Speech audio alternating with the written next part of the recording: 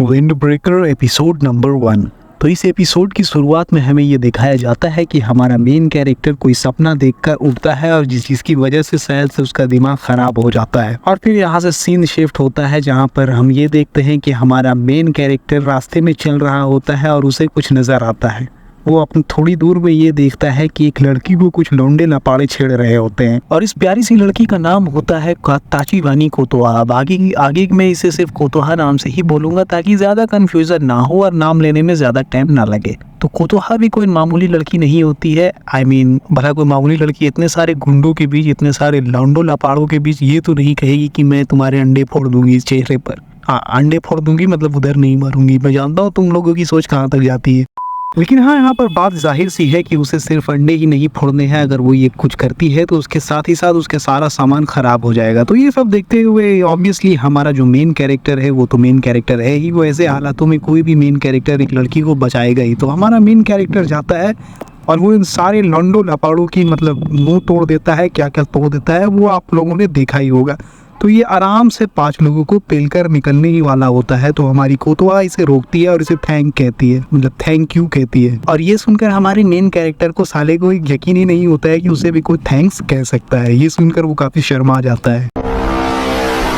Obviously इतनी cute लड़की अगर किसी को थैंक्स बोले तो शर्मा ही जाएगा, बाकी तुम लोग खुद समझदार हो। और आप लोग तो ये जानते हो कि जापानीज लोग हमारी तरह सिर्फ सस्ते में थैंक यू बोलकर नहीं निकल जाते हैं, बल्कि ये लोग ज़्यादा से ज़्यादा तुम्हारी मदद करना चाहते हैं और तुम्हें अपनी मदद करने के बदले कुछ देना चाहते हैं। तो आप दो ना। इसी तरह से हमारी कोतोहा हमारे मेन कैरेक्टर को लेकर जाती है रेस्टोरेंट और वहाँ इसे कुछ अच्छा सा खिलाती है जो खाकर हमारा मेन कैरेक्टर खुश हो जाता है। पता नहीं अब इसने जिंदगी में कुछ अच्छा खाया है कि नहीं, बट ये खाकर तो बहुत ज्यादा ही खुश हो जाता है। और इसी बीच खाते पीते के बीच हमारे मेन कैरेक्टर और इस लड़की के बीच एक अच्छी खासी गुफ्तगू हो जाती है, जिसमें ये लोग ये बात करते हैं कि आखिर हमारा मेन कैरेक्टर चाहता क्यों है, वो आखिर में फालतू में इन लौंडो लापाड़ों से आकर क्यों लड़ गया। तो हमारा मेन कैरेक्टर बताता है कि इस साले को इसके बाल के कलर और आँख के जो भी इसके कलर है दोनों अलग अलग हैं, जैसे कि आप लोग देख ही सकते हो। इसके वजह से इसे बचपन से ही हर चीज से नकारा गया है, इसे सोसाइटी से बात रखा गया है। तो ये उस सोसाइटी के खिलाफ जाकर अब ये गुंडागर्दी पर उतर चुका है और ये आया है इस स्कूल में ताकि ये यहाँ का सबसे बड़ा गुंडा बन सके,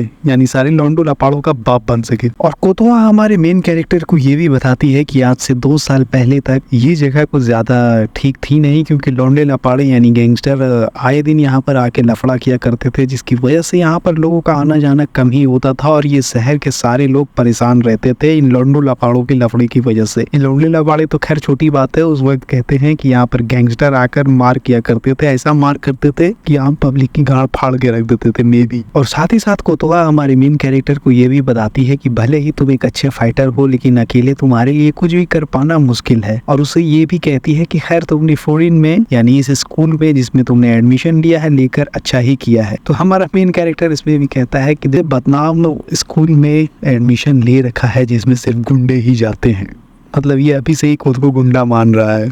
और इसके बाद हमारा मेन कैरेक्टर एक बूढ़े अंकल को उसका पर्स भी वापस कर देता है, यानी उसका सामान वापस कर देता है, जो कि वो बूढ़ा अंकल भूल कर जा रहा होता है। ये देखकर कोतोहा काफी खुश होती है कि चलो भले ये लौंडा लपाड़ा है, दिखने में जैसा भी है, मतलब इसके बालों और आंखों का कलर बड़े ही सेम हो, लेकिन इससे देखो एक्चुअली में असल लाइफ में तो मुझे कोई फर्क नहीं पड़ता अगर ऐसा बंदा हो भी तब, लेकिन शायद से इस यूनिवर्स में या जापान में इससे फर्क पड़ता हो बाल के अलग अलग कलर होने से। खैर, तो यहाँ पर कोतोहा देखकर काफी खुश होती है कि चलो ये बंदा ठीक ही लगता है दिखने में। और ये सब होने के बाद थोड़े बहुत जानते हो मेन कैरेक्टर है, थोड़ा नाटक तो करेगा ही। थोड़े बहुत नाटक होने के बाद मेन कैरेक्टर जाता है बाहर कुछ आवाजें सुनकर, और फिर जब बाहर सीन शिफ्ट होता है तो हम ये देखते हैं कि वही लौंडा लपाड़ा जो कि इस एपिसोड की शुरुआत में ही लफड़ा कर रहा था और पिट कर गया था हमारे मेन कैरेक्टर से, अब वो अपनी पूरी गैंग को लेकर आया है, यानी पूरे गैंग के साथ वो इस शहर में बैंग मचा रहा है, तो वो फोड़ मचा रहा है। और वो ऐसा इसलिए कर रहा है क्योंकि वो यहाँ पर बताता है कि वो इस गैंग का लीडर है, और जब गैंग के लीडर को कुछ करेगा तो उसके बाकी के सारे मेंबर्स चुप तो बैठेंगे नहीं, कुछ करेंगे ही। तो वो इतना बोल ही रहा होता है, यहाँ हमारा मेन कैरेक्टर ही कुछ कर देता है। मतलब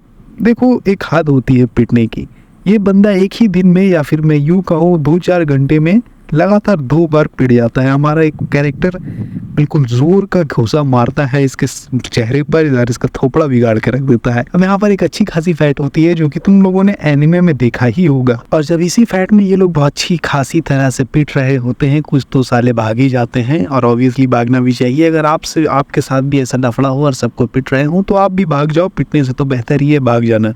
खैर, इसी बीच इन लॉन्डो लपाड़ों में से एक लपाड़ा जाता है और हमारी कोतोहा को जाकर पकड़ देता है और रामपुरी उसके सीन छाती पर रख के बोलता है हमारे मेन कैरेक्टर को कि रुक जाओ, नहीं तो ये रामपुरी इसके छाती में घुस जाएगा। खैर, रामपुरी तो छाती में नहीं घुसता है, हमारा मेन कैरेक्टर अपना लात लेके उसके मुंह में घुसा देता है और इस जबरदस्त किक के बाद उसे जैसे मानो मिर्गी का दौरा ही उठ गया था। वो नीचे गिर के कुछ देर तक कांपता रहा। लेकिन तुम लोग जानते ही हो कि किसी को बचाते हुए लड़ना काफी ज्यादा मुश्किल होता है और ऐसा ही हमारे मेन कैरेक्टर के साथ होता है। यहाँ पर जब वो कोतोहा को बचाते हुए लड़ता है तो इसके लिए काफी ज्यादा मुश्किल हो जाता है, क्योंकि ये लौंडे लपाड़ों में ये लौंडे लपाड़े यहाँ मेंस की फाइट में जो कि हैंड टू हैंड फाइट होनी चाहिए, वहां पर ये लोग रामपुरी और बैट्स इस्तेमाल कर रहे हैं। समझ रहे हो ना इन लोगों का क्या लेवल होगा। उसी बीच जो लौंडा लपाड़ा नीचे गिरा हुआ होता है वो हमारे मेन कैरेक्टर के पैर में एक कट दे देता है, जिसके बाद से हमारे मेन कैरेक्टर के लिए लड़ना और भी ज्यादा मुश्किल हो जाता है। अब समझो वो अब ये पिटने ही वाला होता है, उसी वक्त बस कोई आ जाता है।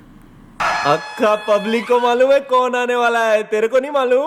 अब यहाँ जो ये बंदा आता है ये और कोई नहीं बल्कि फूरिन हाई का एक स्टूडेंट ही होता है और ये लोग एक नहीं बल्कि 4 आते हैं और ये चारों मिलकर मतलब क्या ही बोलूं, फैट के 4 चांद लगा देते हैं। यानी उन लौंडे लपाड़ों की ऐसी हालत करते हैं जो कि देखने के लायक होती है। और इसी बीच हमारी कोतोहा हमें ये बताती है कि जैसा कि मैंने कहा था कि आज से 2 साल पहले ये जगह काफ़ी खतरनाक थी आसपास के लोगों के लिए, गैंग वॉर और इसी तरह के लौंडे लापाड़ों की वजह से। 2 साल पहले ये जगह पूरी तरह से बदल गई और कोई वजह नहीं बल्कि फॉरेन हाई स्टूडेंट की वजह से। ये स्टूडेंट्स इतने कमाल के थे, इन्होंने सबसे पहले शहर के बाहर एक बोर्ड लगाया कि यहाँ से आगे जो भी तोड़ फोड़ मचाएगा, गुंडागर्दी करेगा और लौंडा लपाड़ागिरी करेगा, उसे ये लोग छोड़ेंगे नहीं बल्कि मिटा कर रख देंगे। ये लोग यानी फॉरेन हाई स्कूल के स्टूडेंट्स, और ये लोग करते भी ऐसा ही है जिसकी वजह से यहाँ के लोग इन्हें बहुत ज्यादा पसंद करने लगते हैं। बल्कि समझो कि ये जिसे हम गुंडों वाला स्कूल समझ रहे हैं, ये गुंडे नहीं बल्कि ये लोग हीरोज हैं इस शहर के, जो कि इस शहर को, इस टाउन को, इस एरिया को बचाते हैं। और फिर इसी बीच एक आंटी जाती है हमारी मेन कैरेक्टर को देखने के लिए, जो कि उसके पैर में चोट लगी है। तो हमारा मेन कैरेक्टर ये देखकर काफी हैरान होता है कि जिस बंदे को बचपन से नकारा गया था उसके अजीब से लुक्स की वजह से, उसे भला कोई इतना ध्यान क्यों दे रहा है उसके चोट पर या फिर उसकी सेहत पर या फिर जो भी उसकी हालत है, भला लोगों को इससे क्या फर्क पड़े। लेकिन देखो, अब देर से समझ में आए या जो भी समझ में आए, हमारे मेन कैरेक्टर को भी ये समझ में आ जाता है कि ये वही जगह है जहाँ शायद उसे होना चाहिए था। अब देखो, तुम्हें जब पैर में चोट लगती है तो तुम क्या करते हो, उसमें पट्टी करने के बाद आराम करते हो या फिर घर में जाकर सो जाते हो, बहुत ज्यादा हिला कर सो जाते हो। लेकिन हमारा मेन कैरेक्टर बिल्कुल डिफरेंट है कि पैर में पट्टी बांधने के बाद उसी लौंडे लपाड़ों की गैंग का जो लीडर था उसे जाकर तीसरी बार मारता है। मतलब इस बंदे में शर्म नाम की कोई चीज नहीं है, जो कि 3 बार लगातार मार खा चुका है। तो जैसा कि मैं कहता हूँ, गुंडों में भी क्लास होना चाहिए जैसे विंड ब्रेकर में।